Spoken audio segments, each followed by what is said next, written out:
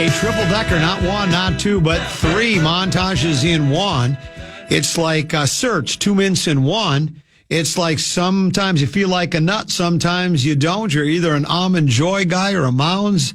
And the Montage Master. Double the pleasure, double the fun. Correct. The Montage Master is back.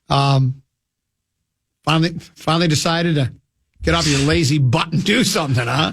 That was my favorite line. Many years ago, my wife's husband, my brother-in-law, got laid off from his job, like on a Tuesday. Yeah. Wednesday morning, my sister looks at me, when are you going to get off your lazy ass and get a job? So I always love that one. Been out of work about not even a half a day. Just that's so funny. A lot of people are saying that was a great montage. Tend to be well done. Lynx win in dramatic fashion. Wild get off to a great start to the National Hockey League season. I think there are a lot of people are excited and delighted that the Minnesota Twins are at least, and we got to remind people, they're exploring the possibility of selling the club. They haven't said absolutely lock, stock, and barrel it's sold, but we're going to explore that possibility. I do believe they will eventually sell it, but you never know. They could always go, couldn't find a buyer at the right price, couldn't find a local guy, so we're going to keep him for another year. So I don't know exactly where it's going, but that's what our triple-decker montage was about. I also see, Tennessee, when I look at the Bradshaw and Brian KFAN text line at 64686, because the show was out of studio today, so there was nobody manning the Bradshaw and Brian KFAN text line. I think it was Fallness and Russo. Yeah, from Tria.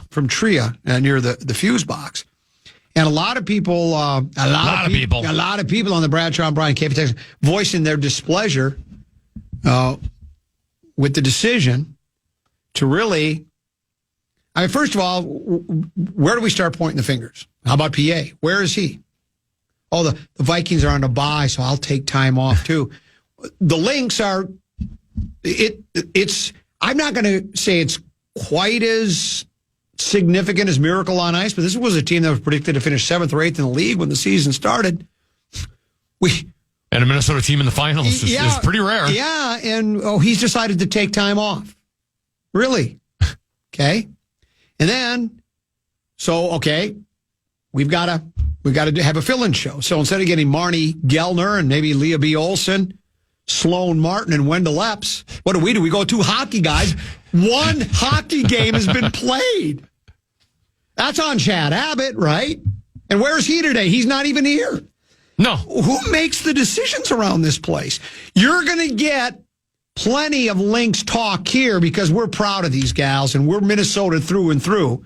We're going to talk a lot of Minnesota. Who did they beat? The Liberty. That's right. Liberty. They beat the New York Liberty, and they did it in dramatic fashion. They were getting destroyed early. I read the account, Fish Wrap Factory Westside. Were we down like 19-2 or 19-8? The Liberty got off to a big start. They're a bigger team than we are, too. And then we came back ferociously, and it was an epic comeback. It was an epic comeback. Yep. As a matter of fact, I'm being told it might be one of the greatest comebacks in WNBA history when you talk about finals appearances. Did you see what else tended to be? You and I, we were beside ourselves as to why we couldn't understand why is the WNBA finals not 7 games? It was announced that night and I think we have that kind of influence.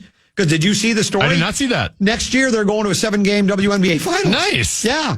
I think they know where they're going to get Lynx coverage. And I'm sure they were listening. The league was listening. I saved the story. I think they're going, man, 2 more games of Caitlin Clark in the finals next year would be really great for our TV ratings. Well, yeah, that and just and that too, but also just because why? It's that, like we talked about yesterday, at Wimbledon and at the U.S. Open and the French Open, the women only play the best out of 3 sets, and the men play 5. Oh, because they're bigger and stronger, and they don't get as fatigued. I mean, that's sexist is what it is. Yeah. And here's the story right here, Tennessee. You and I think women should be treated equally. Exactly. Dateline New York. This is an Associated Press story. The WNBA will expand its finals next year to a best-of-7 format, the league announced Thursday. Yeah. The same day we talked about it. The league currently has a best-of-5 semifinals and finals in its playoff with a best-of-3 first round. Commissioner Kathy Engelbert Humperdinck, actually, This will give our fans a championship series format that they are accustomed to seeing in other sports. Engelbert Humperdinck said the better seeded teams will host the first, second, fifth, and seventh games. First, second, fifth, and seventh. The league also will be changing the opening round to give the lower seeded team at least one home game. Higher seeded team will host game 1 and 3 if necessary. Currently, the first round has the first 2 games at the better seeded team. All 4 of the first round series were sweeps this year. The commissioner said that with the league using charter flights all season, including the playoffs, it makes it easier to travel back and forth between cities. Yeah. So I like that they're changing to that. Speaking of the best of 3 and in Major League Baseball, that first round, the wild card round, all played at one park. I like that, actually. That really makes... I know if you're the visiting team, it's a tough pill to swallow. If you're going to win, you got to win 2 games on the road. But it was done this year on a couple of occasions, if not all of them, I think. And it makes having a better record more important, right? You're both wild card clubs, but then you don't want to... Or no, it's a... how does it work? Because just one team gets a bye, right? 2 teams do. Yeah, 2 teams. There's 6. Yeah, that's right. 2 teams get a bye. One division winner plays the least... the lowest record wild card. Right. So, 2 other wild cards. So you're one of those other wild card round, and you want to make sure you have a better record. So you played at the bitter end. So, in which after 162 games, there should be an advantage given to a team that has the better record. I think so. And so, it's we're proud of the Minnesota Lynx, and hey, we're delighted the Wild won. I mean, and we're not suggesting they shouldn't have some coverage here, but we're the audio home. Have you noticed we call it that? Yes, we're the audio home. We're the audio home of the Minnesota Lynx, so I think we should pump it up around here is what we should do. I'll talk with the front office about our decisions made today. I've programmed 3 radio stations, but 5 sounds like more than 4. I know how the business works. Tennessee, you want to put $1,000 in somebody's hand? Try to anyway, right? Yeah, the fan and 2 men in a junk truck want to give you a shot to put $1,000 in your hand with our national cash contest. Just enter the keyword cash at KFAN.com now for a shot at winning. The keyword is cash. Enter now, KFAN.com. The Fan. Let your voice be heard. Tune in to Vikings Fan Line following every Vikings game presented by the Minnesota Lottery. Listen in right here on KFAN and anywhere on the free iHeartRadio app. Metallica. Common and Tennessee. Lil B, feminine touch of the program at 1. We'll do a couple of segments with her, and then Audra Martin and Carly Zucker join us at 1:30 for a little program password. Yeah. And then, I didn't tell you this yet, Tennessee, former International Boxing Federation super middleweight champion Caleb Truax. He'll be on the phone. Golden's going to talk about maybe the biggest fight of the year, a light heavyweight fight that's coming up on Saturday. We'll talk more about that. We'll give that a couple of minutes. Oh, it's not Mike Tyson versus Jake Paul? No. Okay. We'll give that a quick few minutes with Caleb. Always good to reconnect with Caleb and see what's on his mind anyways. I got a couple of quarterback stories, Tennessee. First one would be the kid that's getting a lot of attention right now. A lot of people are paying attention to Jaden Daniels of the Washington Commanders. That Commanders club is off to a 4-1 start, and much of it, in large part, due to the play of Jaden Daniels. And I saw a quote from him where, it's only natural, Tennessee, when a rookie quarterback gets off to a nice start, they start making comparisons. He looks like he's the next Pat Mahomes, the next Johnny Unitas. He looks a lot like Tom Brady to me. They always make these comparisons. He was asked about it, and he said, the quote was something to this effect of, at the end of the day, I don't really want to be. I just want to be the next Jaden Daniels. I just want to be Jaden Daniels. I don't need to be compared to people. It's kind of it's kind of a good answer. I mean, you could have always said, well, I'm flattered, and I feel like I have pattered myself. It's just, I like that he just doesn't care about that stuff. I just want to be known as Jaden Daniels, and he's off to a great start, and the kid seems to have a good head on his shoulders. The other is, Tennessee, you and I were the driving force in getting the WNBA to go from a 5-game WNBA championship series to 7 games. We talked about it yesterday. We were, I would even say, aghast at the whole idea. We couldn't believe that they didn't do 7 games. 4 hours later, they make the announcement that they're going to go to a 7-game series. I think we have that kind of influence. After I think the poll ads, one of the main reasons they decided to sell was because for 30 years on this 100,000 watt soapbox, I've been begging for the poll ads to do something, and finally they did. They're selling the club. So we have a lot of power and a lot of influence in this town, and we even have a lot of power and influence nationally when it comes to the to an award that's given by the Associated Press. It was a couple of weeks ago where people were starting to go, Sam Darnold's the front runner for the comeback player of the year. And you and I talked about that. And I said, I don't know what the criteria for comeback player of the year it is. But to me, and I think people thought I was doing a wet blanket Wednesday. As a matter of fact, I think we talked about it on a Wednesday, that I was wet blanketing the whole idea of Sam Darnold being the comeback player of the year, because I said, what did he really come back from? He was third overall draft pick, didn't work well in New York, moved to another club, didn't work well there, backed up, now he's playing again. How can you come back from a place you've never been? And the story broke today. Headline, Sam Darnold is ineligible for NFL's comeback player of the year award. The new guidelines mean Darnold can't win the award even though he's clearly making an incredible comeback with the Vikings. He's not making an incredible comeback with the Vikings. He hasn't come back from anything. He was a really good college player. He hasn't come. And here's all the story. This is it's in a number of different places, but I'm going with the Tiny Joe Nelson, our local guy, a Tiny Joe we used to call him. Sam Darnold is arguably the best individual story in the NFL right now, but one thing going against him is a recent change that disqualifies him from winning the NFL Comeback Player of the Year award. The Associated Press announced back in June, the spirit of the AP Comeback Player of the Year award is to honor a player who has demonstrated resilience in the face of adversity by overcoming illness, physical injury, or other circumstances that led him to miss playing time the previous season. And that's what I've always felt it should be. That's what I always thought it was. And it said, Darnold isn't coming back from illness, injury, or anything that prevented him from playing. He was simply the number 2 quarterback behind Brock Purdy in San Francisco last season. The award was previously without guidelines, leaving the door open for any player who had a terrific season after a miserable season to qualify. It says it's too bad for Darnold. It's tied for saying that blah, blah, blah, blah, blah.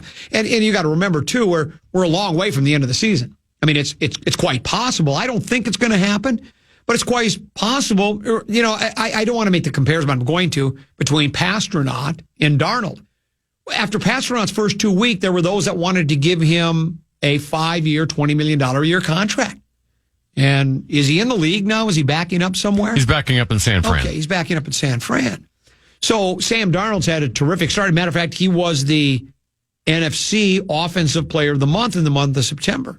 I would expect that play to continue, but let's face it, against the Jets, he wasn't very sharp in that second half. And he certainly wasn't very sharp against Green Bay in the second half. So it's not as though he's become this player that has no issues, that he has no flaws. But I like that AP changed that up. The comeback player of the year is supposed to be, you've come back from some real adversity, not just because you didn't play very well. Or do you not agree with that? I agree. Yeah. You haven't been good for X amount of years, and now you have a good year. Is that really a comeback? Yes. Now, he certainly, and you know what? You'd probably, any adversity you face was on your own accord. That's correct. Now, what he is eligible for is Most Valuable Player Award.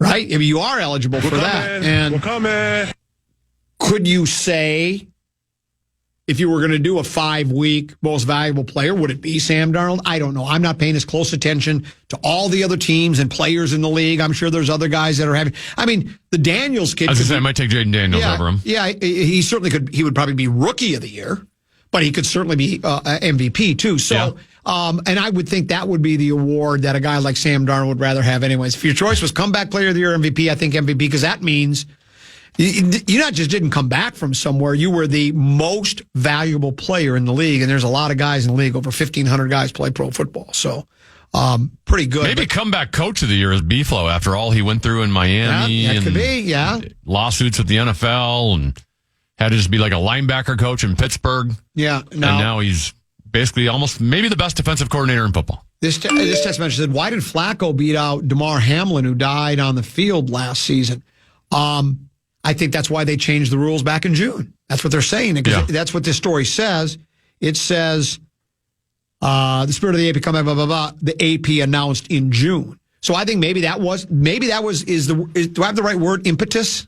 Is that the right word? Sure. IMPETUS, great word. That's a great word. A lot of people like the word impetus. I think it was the impetus probably for them saying, Flacco was basically, he wasn't on. He might have, he was out of the league. He was out of the league. So that is, you could say that's a comeback. Impetus. Does that mean that you can't have kids? A moving force, impulse stimulus, or the momentum of a moving body, especially with reference to the cause of motion? I think that was it would work. Yeah, that's what the cause of motion to get them to change the way they awarded the bid was because of that. So there you go. But you know what? We're not going to let he's disqualified for award. That's okay. MVP, we're dynamite. MVP, Darnold Zod. Well, and that's not even the award we're concerned about. Yeah, that's exactly right. Big game trophy is what we want. Old Sam Darnold. That's not really an award, though. That's a trophy shared by everybody. You're right. MVP in the Super Bowl. Right, that is true, too. But what MVP of the league, I think, is a much more gratifying and rewarding award. Let's pause, come back, a little distat lat here on the Common Man program on the Fan.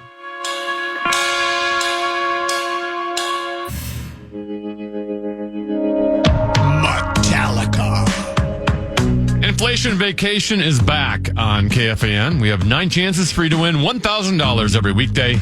That's every hour from 9 a.m. until 5 p.m. To enter the keywords and learn more, head to KFAN.com. Inflation Vacation is powered by 2 men and a junk truck. It's always controversial here on the Common Man program, and I'm about to say something controversial. That's interesting. This text message came in and says, I understand the award rule change and I have no issues. But he's coming back from a bunch of bad seasons. But he never had a good season.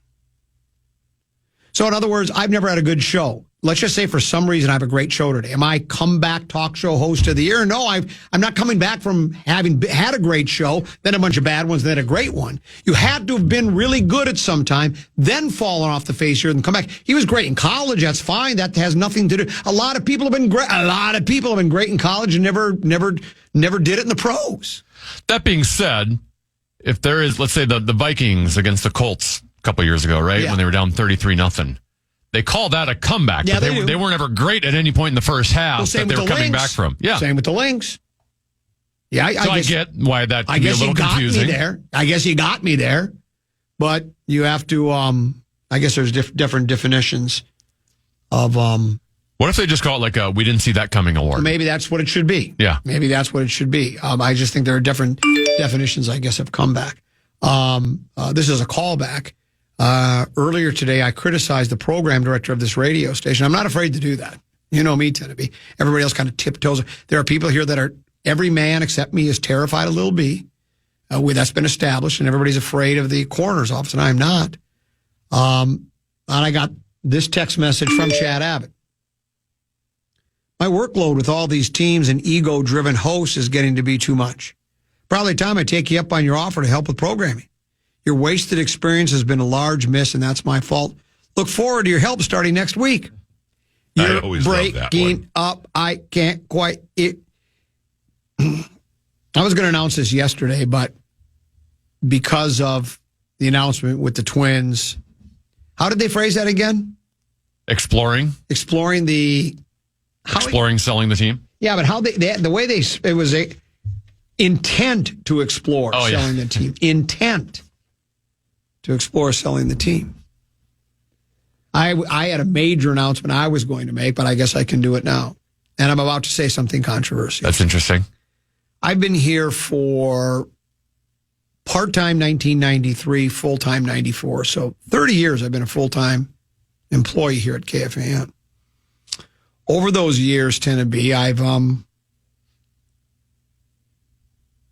offered what I call free show to the employees here at the radio station, where I'll come in and, for instance, I'll visit various salespeople throughout the morning. And I'll stop over to the coroner's office and Lil B's office and Greg Swedberg and others, including you, and offer a little hilarity. You know, my comedic stylings of hilarity and hijinks, right? To kind of, it's always new, fresh material too. It's never stale. And it's almost like having a court jester. Could you look up court jester and give us the definition of what a court jester is? I think most people know, but I'd like to hear if they have an actual definition. I think a court jester was hired by the king and the queen. A person who performs silly acts to amuse the people in the courts of European kings and queens during the medieval period. So replace my name and then put salespeople in there. Read it again. We're employees. A person who performs silly acts to amuse the people. The common man who performs silly acts to amuse the people he works with. Yeah. Right? I'm a court jester. It's called free show because I'm not paid for that. I'm paid for what I do noon to 3. There's an old saying in the comedy business. No money, no funny. Free show has now come to an end. Oh my gosh. That doesn't mean I'm not still going to offer up highbrow entertainment. I'm going to start charging for free show. Patreon subscription? Well, yeah. So, and I'm wondering, you know, there was a time where I had offered up for $24.95. I would talk to you personally on the phone for 5 minutes, if you'll remember. Still one of the greatest ads Dave Allen and I ever put together, if I don't mind saying so, myself and I don't. And it was done in the last 20 years, by the way.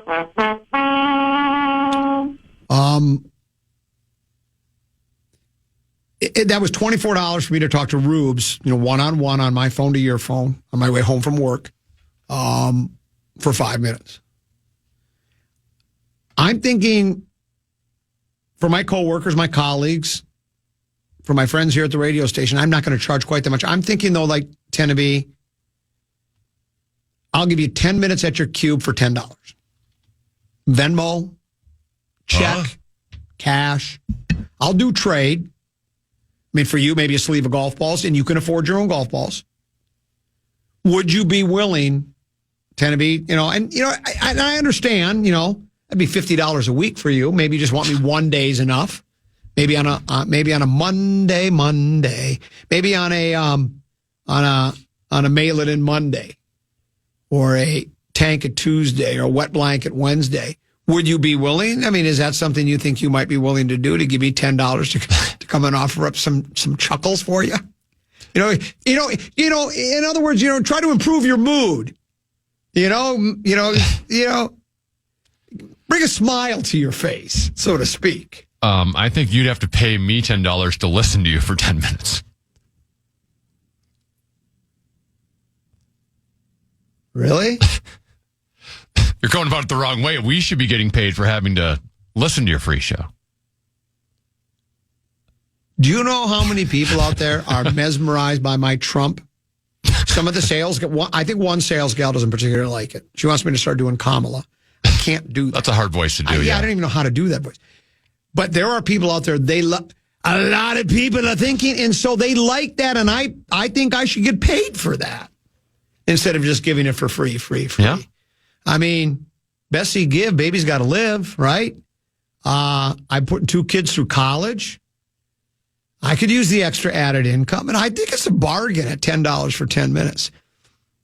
What was the $24.95 before? Do you remember? I have the ad, by the way. Play it. Here it is. Have you ever wanted to talk to the common man? One-on-one? Off air? Well, now thanks to new cell phone technology, you can. That's right. Now for only $24.95, you can talk to the common man for 5 minutes, either on his drive into the show or his drive home. Imagine you talking to the common man about his golf game, shot by shot. 13th or 14th hole. I'm about to hit a knockdown. Are you still there? Yeah. I'm about to hit this knockdown, punch, cut, fade, draw. Suddenly a big guy. Talk sports. War has been restored, my boy. The only question to be answered is, will they be wearing Honolulu blue? Or just have him recite your favorite common man sayings. Sure, a couple of 13, 14. You're either on to something or you're on something.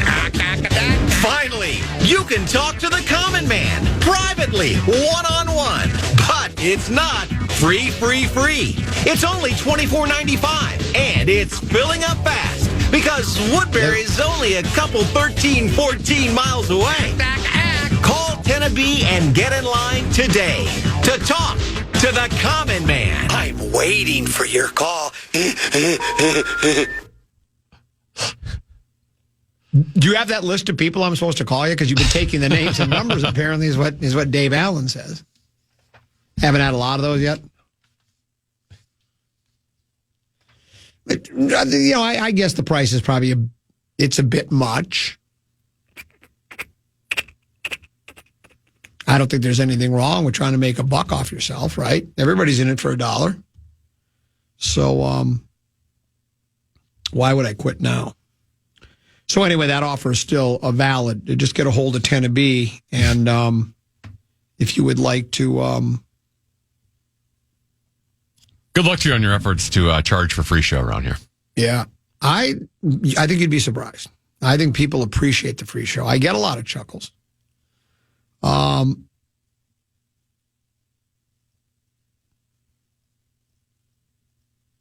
This is almost, I love Randball. Michael Rand writes for Fish Wrap Factory West Side. He wrote a piece today.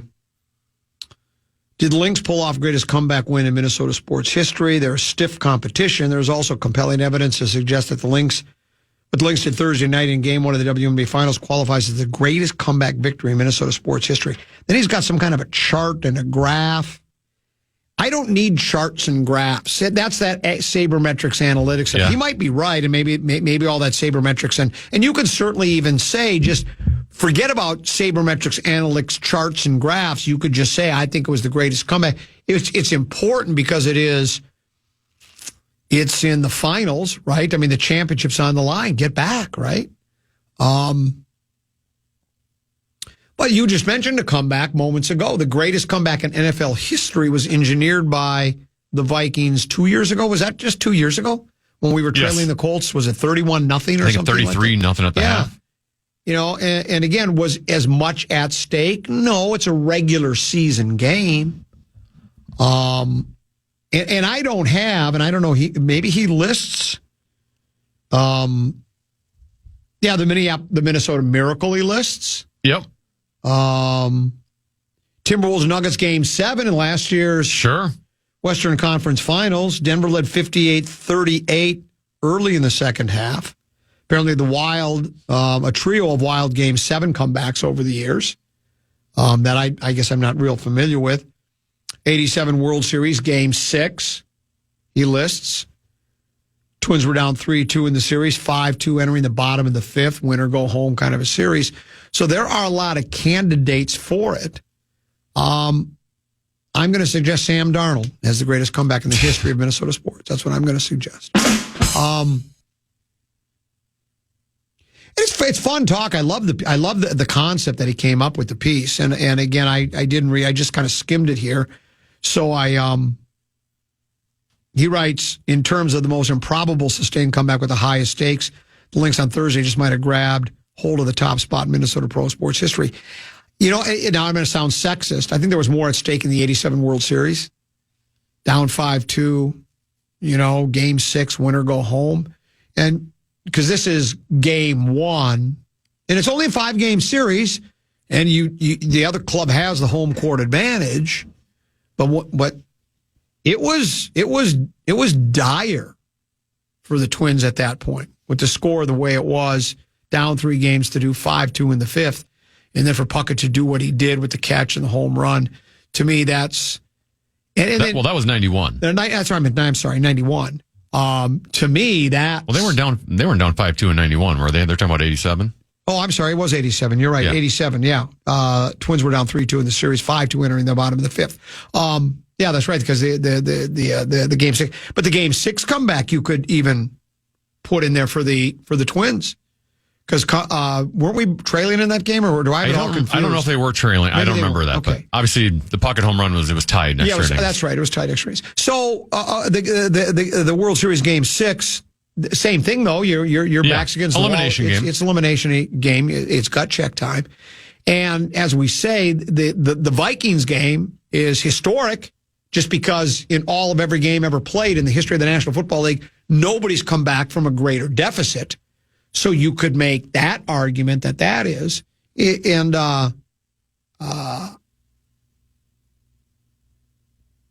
forgotten about game 687, down 5-2. And to me, that was even like last night. I watched some ball last night. Felt bad for the Yankees advance. Royals are donezo. That was unfortunate. Tigers now and the Guardians, they play, I think, tomorrow. Is that tomorrow? Who's playing tonight? Is that Dodgers tonight? And then... Yeah, just Padres and Dodgers tonight. Yeah, tonight. And then Guardians, Tigers on Saturday. The players, and Timothy, I think we've talked with... I haven't been a big baseball guy for a long time, other than when the Twins make postseason. I watched last year, watched all their games. I've been watching some postseason baseball. It's been pretty electrifying. Been some great moments in most games, including last night. We had some really dramatic performances and some comings and goings. But yeah, so when it comes to the greatest comeback, I mean, last night's was big for the Lynx, no doubt. But even if you just take out the comeback, it was just an epic game. Period. Yes. Now, I was watching the Wild game, and so I tuned over during the second intermission of Wild Blue Jackets, and at that point, I think the Lynx were down 9. Was there 3, 4, 5 minutes left in the game? And the last 4 or 5 minutes of that regulation, and then in overtime, I watched all of it. And, I mean, not only just the amount of stops the Lynx needed to have on the defensive side, including Nafisa Collier. Now I know why she was defensive MVP of the year, player of the year, because she was just basically pulling up into Dikembe Mutombo the last 3-4 minutes. But the 3 and the foul when you're down 3 by Courtney Williams, just absolutely cold-blooded. You had Stewart for the Liberty had 2 free throws to win the game. They were down 1, and the Lynx were going to come back at that point. She hits the first one, misses the second one. So just the drama of that, and then it comes down to the wire in overtime, and Collier hits that big shot to put them up 2 late. You had the controversy over whether the ball went off the Liberty Gals' foot. They ended up not calling it, but that would have probably sealed the game for the Lynx, and it kept the game going. It was back and forth, and great plays being made, and tons of drama. Hey, Common, I'm one of your best female fans. I love, she has a capital as your Trump impression. It would pay money to hear you do more. I've got her phone number. I think I'll reach out to her. I don't know if I could do... She can Venmo you? I don't know if I could do 10 minutes of Trump. It gets kind of hard on your voice after a while. A lot of people are saying you can do 10 minutes. It's kind of hard on your voice. So I don't know if I could do it, but I'll give it a try. So I will get back to you and call you, and we'll take care of that.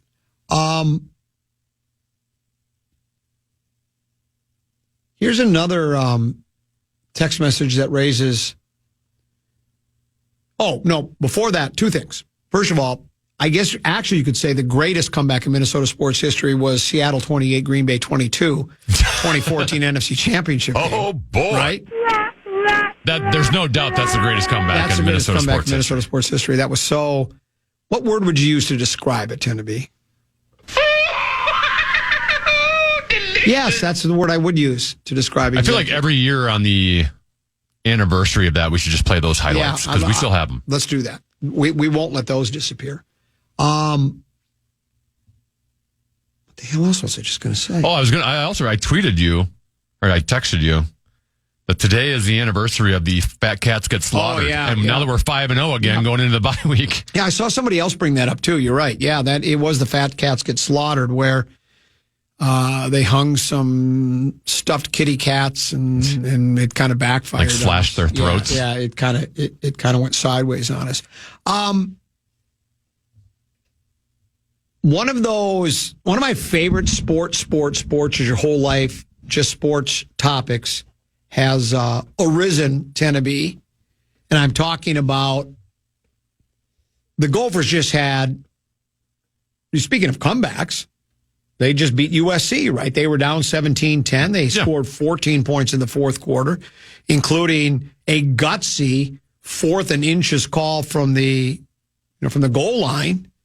When they originally ran the play, the officials ruled he didn't get in, which would have meant the ball would go back to USC, giving them an opportunity to take the ball down the field and try to get into field goal range and win a game or whatever the case may be, or at least send it to overtime. Well, it was dramatic comeback. They stormed the field, blah, blah, blah. Now I've been seeing things like, will they come out flat when they go against UCLA? Well, because seriously, I know you and I both feel the same way. It's just like, well, no, you just, you would hope that the whole coming out flat thing is just, it's foreign to me anyways, because every game is different. And this coach even preaches that.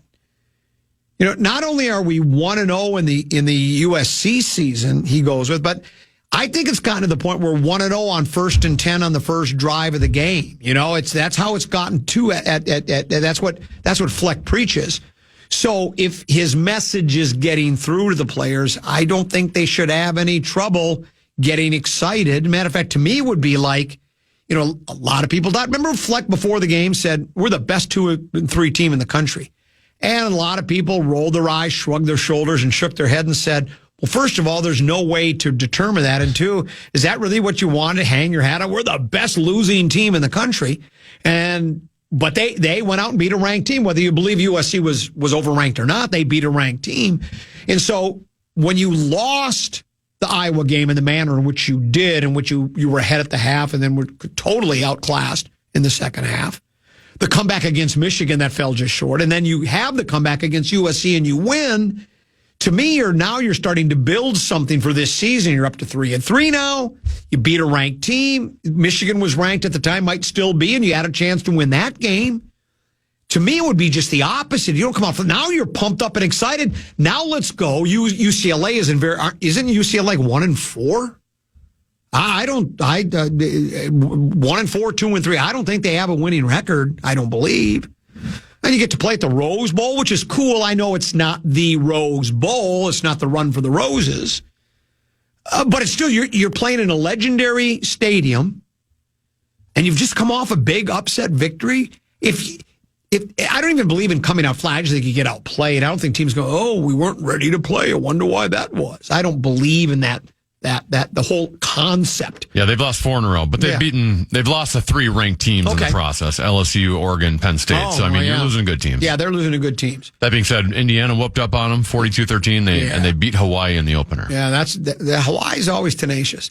So and UCLA was the team that Fleck was flirting with this summer, was he not? Well, that's what we're told. Was he really? I don't know. Sometimes, that would be like you saying, a couple of radio stations are making a run at me. I can't say who they are, but they're making a run. Or you can even say their names. We don't know that for a fact. I do have a lot of radio stations making runs at me. Yeah. Just so we know. Keep that in mind.